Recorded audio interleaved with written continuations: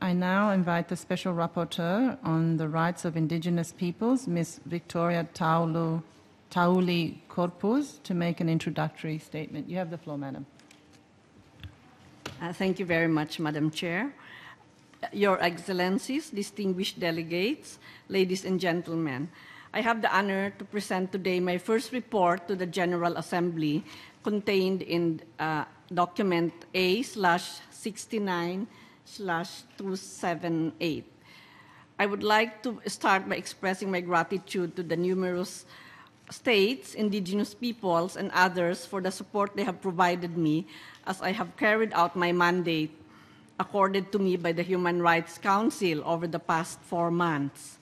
In my report, given the focus of the General Assembly in reviewing and adopting the post-2015 development agenda, I have provided some thoughts on this crucial issue for indigenous peoples in the hopes of guiding member states as they reflect further on development priorities. To that end, I have presented an overview of the human rights framework and concerns related to the development and well-being of indigenous peoples.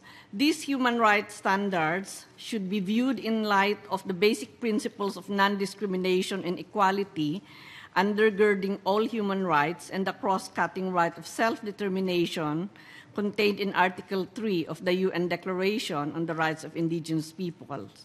This article recognizes the right of indigenous peoples to self-determination, which includes the right to freely determine their political status, to self-determinations, and the right to freely pursue their economic, social, and cultural development. I have also included lessons learned and have identified obstacles and advances in achieving the economic, social, and cultural rights of indigenous peoples. Finally, I offer some recommendations for addressing these concerns in the context of policies and strategies to reach global sustainable development goals and achieve the post-2015 development framework, which will be agreed upon by the states in September 2015. Madam President, indigenous peoples have come a long way since the adoption of ILO 107 on indigenous and tribal populations in 1957.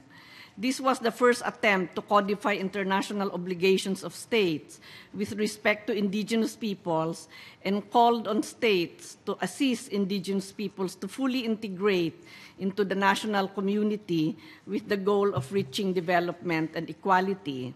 In the 1970s and 80s, indigenous peoples challenged the assimilationist and integrationist approach of ILO 107 and worked for the adoption of ILO Convention 169, which was adopted in 1989 and which rectified this weakness. Article 7 of this convention states that indigenous and tribal peoples have the right to, and I quote, decide their own priorities for the process of development as it affects their lives, beliefs, institutions, and spiritual well-being, and the lands they occupy or otherwise use, and to exercise control over their economic, social, and cultural development. In 1992, the UN Conference on Environment and Development adopted the Rio Declaration on Environment and Development, and Principle 22 of this declaration acknowledged the vital role of indigenous peoples to environmental management and development because of their knowledge and traditional practices. This principle further stated that, quote, states should recognize and duly support their identity, culture, and interests and enable their effective participation in the achievement of sustainable development. Agenda 21 contained Chapter 26, which is recognizing and strengthening the role of indigenous people and their communities. And this led to the inclusion of indigenous peoples as one of the major groups which engage in the various mechanisms and processes around sustainable development. The landmark UN Declaration on the Rights of Indigenous Peoples was adopted in 2007 by the UN General Assembly after more than 20 years of drafting and negotiations. This contained several articles on the right to economic, social, and cultural development of indigenous peoples. Foremost among these is Article 3, which I referred to earlier, and Article 23, which affirmed that, quote, indigenous peoples have the right to determine and develop priorities and strategies for exercising the right to development, unquote.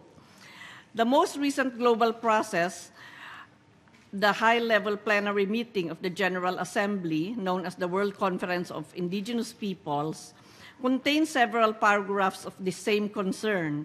Paragraph 34 of the outcome document states, we recognize the contribution, the significant contribution of indigenous peoples in the promotion of sustainable development in order to achieve a just balance among the economic, social, and environmental needs of the present and future generations.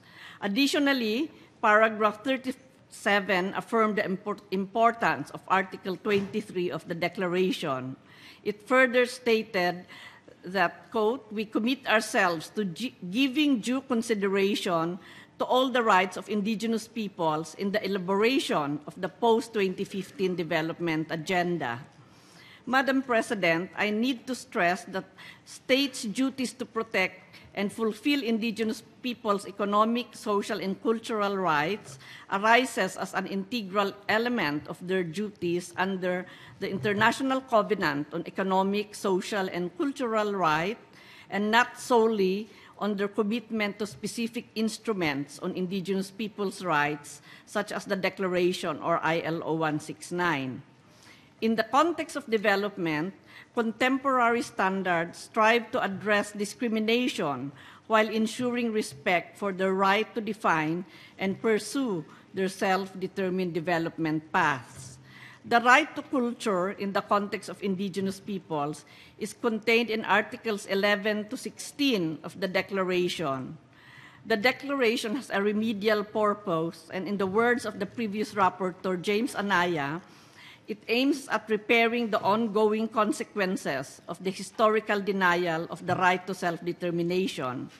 Since non-discrimination has an individual and collective dimension, special measures should not only address the socioeconomic gaps between indigenous and non-indigenous sectors of society, but also remove discriminatory barriers to the exercise of the right to development and cultural integrity.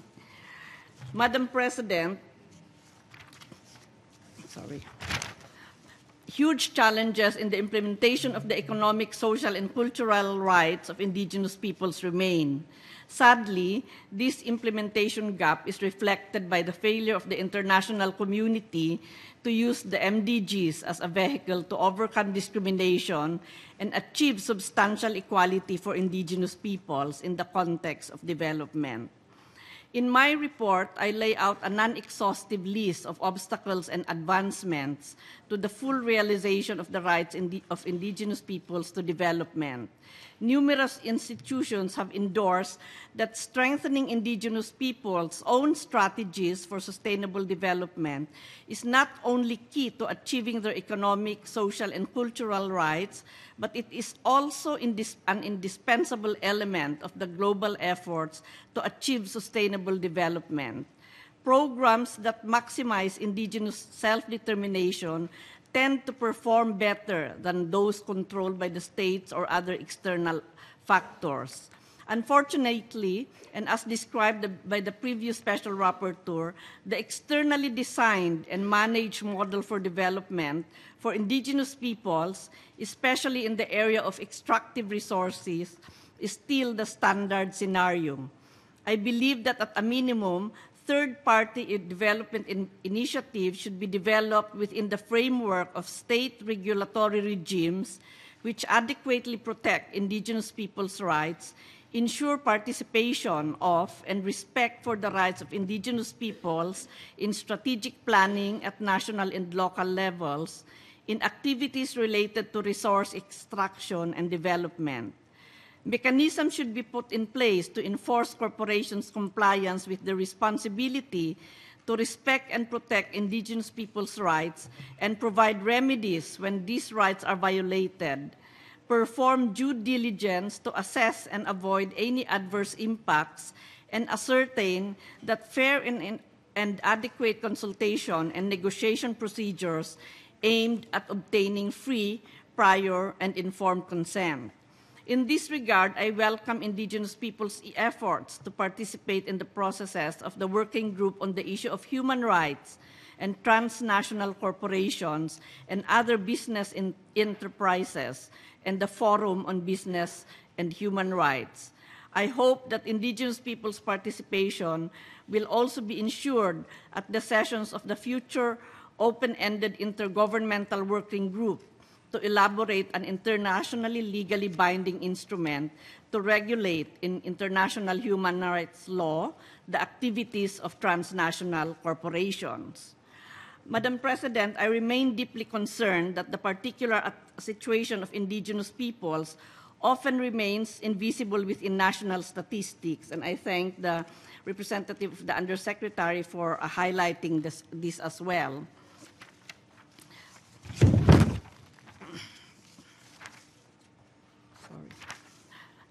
I also welcome the inclusion of Indigenous identifier in the 2000 census round of most countries in Latin America.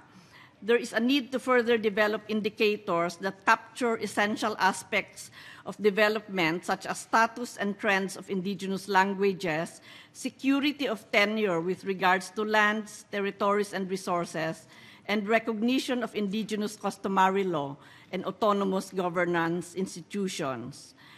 An essential element of overcoming discrimination in achieving economic, social, and cultural rights of Indigenous peoples is the design and delivery of adequate social services, especially within the education and health sectors.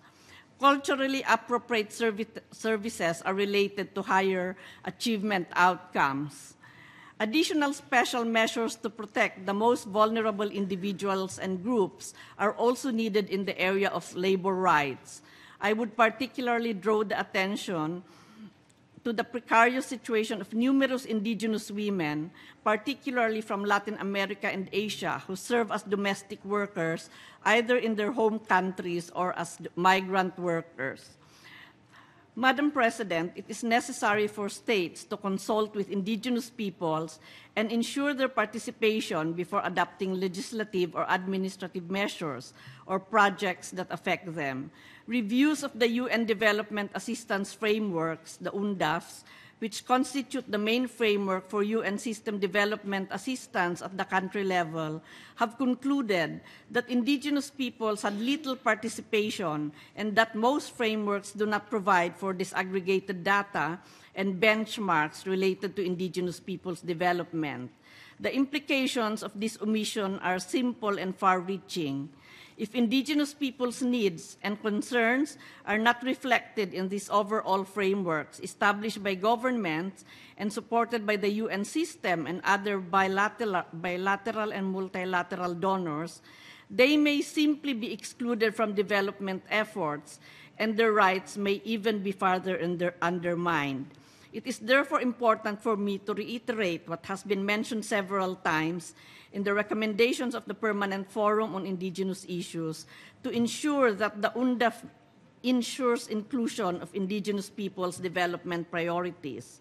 The participation of Indigenous peoples' representatives when this is being formulated should also be ensured. I also would like to urge the OECD Development Assistance Committee, OECD-DAC, to likewise include respect for Indigenous peoples' rights as one of the elements of their development assistance framework, just as they have included gender, labor, and child rights. These are some of the concrete steps in ensuring that Indigenous peoples' rights and priorities in development are integrated in all present and future development decisions and agreements. Let me conclude by underlining the unique opportunity that the global community has to use has to use the design, implementation, and monitoring processes related to sustainable development goals to address the persistent discrimination against indigenous peoples and as individuals and collectives with regard to access and adequacy of development assistance. Overcoming discrimination against indigenous peoples and indigenous women in particular will require concerted efforts and in many cases, special measures. The universality of the proposed Sustainable Development Goals is a unique opportunity to address existing inequalities between indigenous and non-indigenous sectors of the population in all countries across the globe. The processes to define, implement, and monitor the Sustainable Development Goals should be used as a vehicle to address indigenous peoples' aspirations for self-determined development and achieve equality in development outcomes. It is also crucial that an agreement is reached on how the means of implementation of Sustainable Development Goals will be included in the post-2015 development agenda. This means looking at the financial and technology development and transfer issues, the financing for development processes, as well as the processes related to technology issues, should also allow for more active engagement of indigenous peoples' representatives. 1 month after the adoption of the outcome document of the World Conference, I remain committed in my role as a special rapporteur to monitor closely how the UN is implementing the outcome document. I will continue to discuss with high-level officials and staff of the UN bodies, programs, and agencies, and states to offer my help in making these institutions more responsive to indigenous peoples. I also take the opportunity to thank the member states, indigenous representatives, UN officials, and staff who worked to have this document drafted and adopted, and warmly congratulate you on setting aside long-standing differences to agree on this document. While it is not perfect, it is a big stepping stone in the upward struggle to get indigenous peoples' collective and individual human rights respected, protected, and fulfilled. As I work to carry out this mandate, I do so with optimism for a better future for indigenous peoples, encouraged by positive developments in many places, and yet concerned of the reality of ongoing violations of indigenous peoples throughout the world. I reaffirm my strong commitment to my role as Special Rapporteur and acknowledge with humility the responsibility it represents. I thank you for all your kind attention. Thank you, Madam Chair. I thank Ms. Tauli-Corpuz for her statement, and I now open the floor for comments and questions.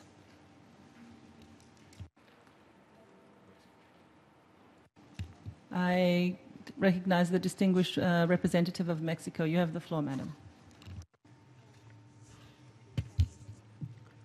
Gracias, señora. Thank you, Madam Chairman.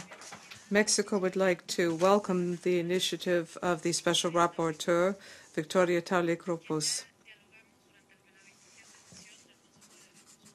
At the 27th session of the Human Rights Council, Mexico has promoted the rights of indigenous peoples within the United Nations, and we participated actively during the negotiations on the United Nations Declaration on the Rights of Indigenous Peoples and in the preparatory process leading up to the World Conference on the Rights of Indigenous Peoples and the outcome document. Having said that, and 1 month after the holding of that conference, Mexico would be interested in knowing how we can promote coordination among the various mechanisms for indigenous peoples so that we can follow up on the results of the World Conference and on the declaration. Thank you. I thank the distinguished representative of Mexico for her question, and I give the floor now to the distinguished representative of Brazil. You have the floor, madam. Thank you, Madam Chair. Brazil wants to congratulate the Special Rapporteur for the briefing and also congratulate Ms. Victoria Tauli-Corpuz for her new position as Rapporteur. Brazil thinks that there is growing awareness of the contribution of indigenous peoples for sustainable development. And we also acknowledge that around the world, indigenous peoples face the same or similar challenges as was put forward here by the Special Rapporteur. And we are aware of the need that we have to mainstream the aspirations of indigenous peoples in our national policies. We now have the report of the OWG on SDGs, which will be the main basis for the post-2015 agenda. And in the report, we have specific goals for reducing inequality and eradication of poverty. So my question would be, how can the UN bodies related to indigenous peoples can contribute to guaranteeing that the indigenous perspective be mainstreamed in the implementation of the SDGs? We all know that in the run-up for the 2015, we cannot lose sight of the demands of indigenous peoples in framing our national policies. Thank you. Thank the distinguished representative of Brazil, and I now give the floor to the distinguished representative of Norway. You have the floor. Thank you, Madam President. I would also like to, through you, congratulate the Special Rapporteur on this her first report to the General Assembly, and I would like to assure her again of our full support. We would like to hear her views on two aspects of her work. First of all, we would wonder if she could share some thoughts on how the existing UN mechanisms could be used to more effectively promote respect for and full application of the UN Declaration of the Rights of Indigenous Peoples.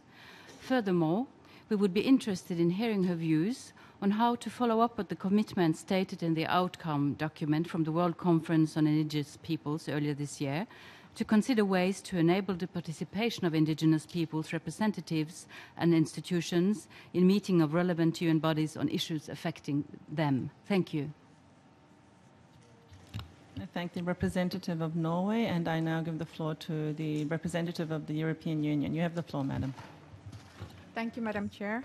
And as this is the first time that we have the opportunity for interactive dialogue in this committee, we would like to congratulate the Special Rapporteur once again on her appointment.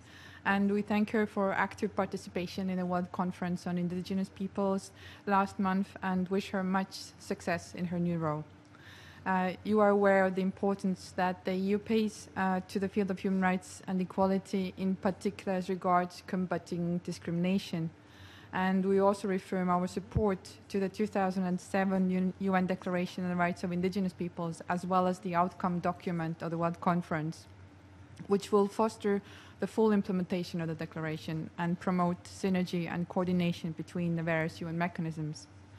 Madam Special Rapporteur, your work to take this momentum forward will be essential at this crucial point in time ahead of the discussions on the post-2015 development agenda and the follow-up to the World Conference. And your reports will also provide the basis for further efforts in this regard. We would be interested in hearing your views on what is your analysis or more elaborate analysis of the outcome of the World Conference and its impact on the situation of indigenous peoples. You have also highlighted the need to have a coherent and system-wide approach by the UN to the rights of indigenous peoples, and you have expressed support for the outcome document of the World Conference in this regard. What measures, in your opinion, as a first step should be taken to ensure a more coherent approach to the rights of indigenous peoples? In your opinion, how could also the UN support indigenous peoples on issues like their contribution to sustainable development, protection of the environment, combating violence against women and girls, and improving their access to basic services such as health and education? And could you lastly also provide us with an update on your plans for any visits in 2015? Thank you very much. I thank the distinguished representative of the European Union, and I now give the floor to the distinguished representative of the United States. You have the floor, madam. Thank you. The United States thanks the Special Rapporteur for her first report. We note her observation that Indigenous women and children have never been the subject of a thematic report, and we support her suggestion for preparing such a study. On attaining the goals of the Declaration, we support the Special Rapporteur's recommendation that states and Indigenous peoples together examine best practices, identify practical steps, and develop assessment mechanisms and indicators. The United States does this with tribunal representatives through formal consultations. Does the Special Rapporteur have any recommendations as to what actions various parts of the UN can take in this regard? Thank you. I thank the distinguished representative of the United States. I don't see any further requests for the floor. Are there any other delegations wishing to make a comment or pose a question? If not, I'll hand the floor over to the Special Rapporteur. Madam, you have the floor. Thank you very much for all the questions, many of which are similar, and I'd just like to capture a summary of these. Basically, I'm asked to present my views on how to promote coordination between the various mechanisms of the United Nations dealing with Indigenous peoples, and also how to ensure that the UN bodies contribute to guaranteeing the mainstreaming of Indigenous peoples' concerns into the Sustainable Development Goals. I was also asked to give an analysis of the outcomes of the World Conference, and of course to share what measures I think should be done to ensure coherence in addressing the issues of sustainable development. And finally, just to highlight how do I intend to raise or make more visible best practices.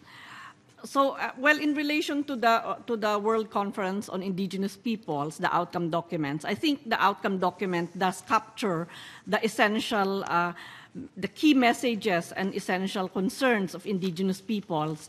And I think one reason for this is because of the active engagement of the Indigenous peoples from the regional levels up to the global levels, and of course the active efforts of member states to really engage with Indigenous peoples as well. I would say that many of the proposals contained in the ALTA outcome document, which the Indigenous peoples agreed upon in the global preparatory meeting that was held last year in Norway, has really helped in shaping the final outcome document. And I think the main area items which dealt with lands, territories, and resources, of course, the coordination within the UN system, as well as the implementation at the national and local level, and also the issue of the post-2015 development agenda, which were the ones that came up from the ALTA outcome document. These were also the frameworks, these were also the clusters which were identified that were discussed in the World Conference. So in terms of the coordination between the different UN bodies, especially those dealing with Indigenous peoples, and I take this to mean the Permanent Forum, the Expert Mechanism on the Rights of Indigenous Peoples, and my mandate, there are processes that we have developed where the three mechanisms meet together, especially during the interagency support group meetings, where we also have a chance to have a dialogue with the various UN agencies, bodies, funds, and programs. And I was told that this is going to take place soon again. And I think that's one way, one mechanism wherein we can discuss amongst ourselves how can we share all the different, share between ourselves the work in pushing for the implementation of the different items contained in the outcome document. As you well remember, there's also a recommendation in terms of expanding the mandate of the expert mechanism to include a role in monitoring how the UN Declaration as well as the outcome document results are going to be implemented. Of course, this is a decision that will be done by the Human Rights Council, so we have to leave that up to them and, of course, consistently also guide them on how to make this possible. But in terms of the coordination, we really think that there should really be a common framework of goals, targets and indicators that will be agreed upon, by the different mechanisms to analyze further what is contained in the results of the open-ended working group, which are the Sustainable Development Goals, and identify some indicators that will really be used by the UN bodies, but also to be proposed at the national level. We understand that the implementation of this will, of course, basically be national, but the UN bodies, agencies, funds, and programs will have a big role to play in terms of helping put these kinds of indicators that are relevant and that really are that speak to how the well-being of indigenous peoples can be achieved. There was a question raised, I remember, also on how do you really address the issue of extreme poverty, in indigenous peoples' territories. This is really a big issue which has really made us more persistent in pushing for really getting disaggregated data developed, because unless we know where the poverty situations are, where the territories, where the communities, where the extreme poverty exists among indigenous peoples, and the reasons on why such extreme poverty is existing, it will be difficult to push for a targeting of this. And as I mentioned in my reports, I said that it can happen that you can cut extreme poverty, which will happen in case of countries in situations where countries are able to do it, but it can also lead towards a situation where the indigenous peoples will be invisible, and therefore they will be the victims of this approach. There is one country I know which was referred to where they managed to cut the extreme poverty, and this country became like a poster child of success in cutting extreme poverty when the MDG goals are being achieved. But it also meant that they drove away indigenous peoples from the forests where they are staying, because they expanded the areas for agriculture, and they provided subsidies to the dominant populations to move towards those forest areas, and in the process, indigenous peoples became even more poor. But that never figured in the full report, because there is no such thing as disaggregation of data. And I think that's really one reason why we are so keen on pushing for that, and we hope the various UN agencies can really support the work.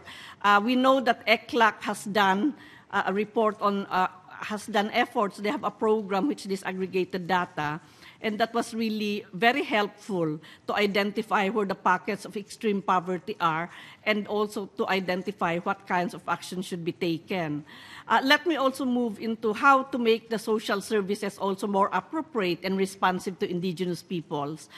In Latin America, I know for sure that this approach, the intercultural approach, has also been adopted by the ministries of health as well as the ministries of education of these countries, where they really looked at the rate of how indigenous peoples are accessing the health facilities provided by the government, and they discovered that in a lot of communities they don't have access simply because they are very remote. But the other reason is they don't go even if there are hospitals, because these are so culturally inappropriate for the indigenous peoples. And the UNFPA has done a very good work here, because they found out, for instance, in countries like Guatemala, they don't go to the hospitals which have white walls and white uniforms, because for them, white means death. And thus, those who are wanting to give birth to the hospitals, they don't go there. It was only when they finally painted the hospitals with different colors, as well as wore colorful uniforms, that many indigenous women finally went even to deliver their babies in the hospitals. So this is an example of intercultural approach that really looks at what are the cultural constraints to allow for better access to social services being offered by the state. So these are just a few examples of what can be done. And I'm sure several of you who have been engaged, or several of you states who have done these kinds of projects, can highlight these best practices. And this brings me to conclude by saying that what is very important for us is to highlight the best practices and the good practices that are happening, because I sincerely believe there are many very good practices, but because we always focus on really how bad the situation is in terms of human rights, respect, which is of course true, but at the same time, indigenous peoples and local governments and national governments also do have several programs that really allow for a better realization of economic, social, and cultural rights of indigenous people. So I think it will be worthwhile to engage in a dialogue with states to get to capture these best practices and synthesize these as some lessons that are learned that can also encourage other states to follow suit.